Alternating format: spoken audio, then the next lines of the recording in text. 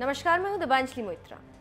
राजधानी दिल्ली की सीमा पर पिछले कई महीनों से आंदोलन कर रहे किसान अभी भी अपनी मांग को लेकर टस से मस नहीं हो रहे। किसानों की संख्या भले ही कम हो गई हो, लेकिन किसान नेताओं की मोदी सरकार से अभी भी वही मांग है।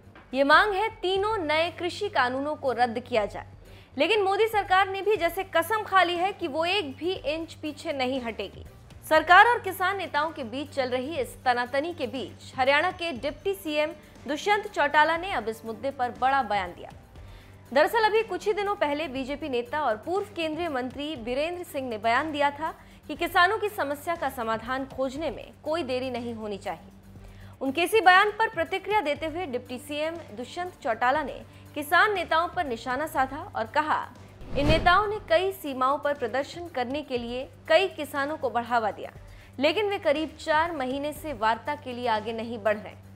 मैंने पहले प्रधानमंत्री से भी लिखित में अनुरोध किया था कि एक टीम का गठन किया जाना चाहिए। केंद्र ने 40 किसान नेताओं को कई बार संदेश भी भेजे कि उन्हें इस मामले पर वार्ता के लिए आगे आना चाहिए।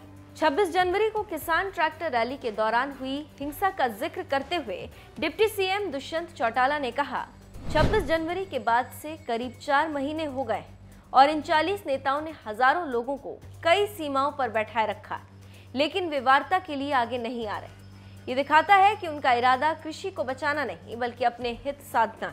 हरियाणा में बीजेपी की गठबंधन साझेदार जननायक जनता पार्टी के नेता चौटाला ने कांग्रेस पर निशाना साधते हुए कहा कि वे और राज्य में अन्य छोटे दल इस आंदोलन के जरिए अपनी राजनीतिक रोटियां सेक रहे हैं।